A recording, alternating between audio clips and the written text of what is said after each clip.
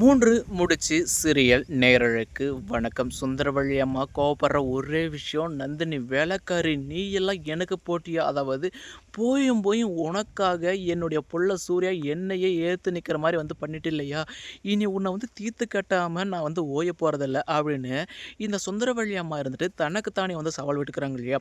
இந்த சுந்தரவள்ளி அம்மா என்ன தான் வந்து நினைச்சாலுமே இனி எல்லாமே பகல் கனவு போல் பழகியமாக தான் வந்து போக போகுது. இப்போ தான் சேனலுக்கு முதல் முறையாக வரீங்கன்னா மறக்காமல் லைக் பண்ணிட்டு சப்ஸ்கிரைப் பண்ணிட்டு வாங்க.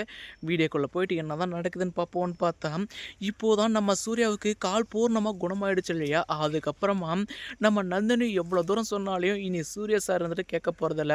ஆல்ரெடி ஆட்டம் எல்லாமே சுந்தரபள்ளி அம்மாவுக்கு ஒரு சின்ன ட்ரையல் மட்டும்தான். இனி தான் நம்ம சூர்யாவுடைய வெறித்தனமான ஆட்டமுமே ஆரம்பமாகுதுன்னு வந்து சொல்லலாம் இல்லையா. ஒரு பக்கம் நம்ம சூர்யா இருந்துட்டு இப்போ நந்தினியை ஹலேக்கா அதாவது ஸ்டெப்ஸில் வந்து தூக்கிட்டு போவாங்க இல்லையா.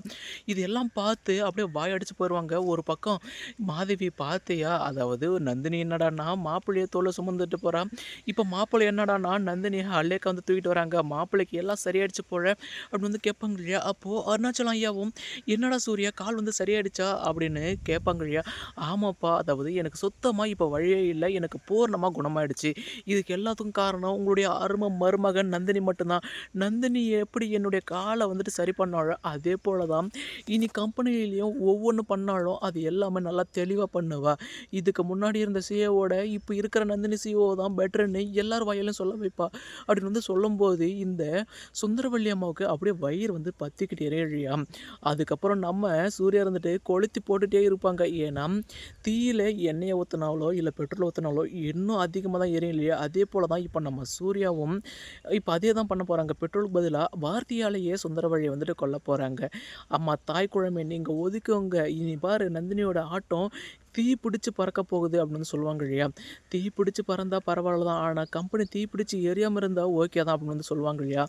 எப்படி என்ன சரி பண்ணாலும் அதே போல் தான் இனி எல்லாமே ஒவ்வொன்று பண்ணாலும் அது எல்லாமே நல்லதாக தான் நடக்கும் அப்படி இப்படின்னு வந்து சொல்லுவாங்க இல்லையா. என்னடா இப்போ உனக்கு என்ன தாண்டா பிரச்சனை, இனி நான் என்ன ஆஃபீஸ் பக்கம் வரக்கூடாதா, 1 மாதம்டா அப்படின்னு வந்து சொல்லுவாங்க இல்லையா.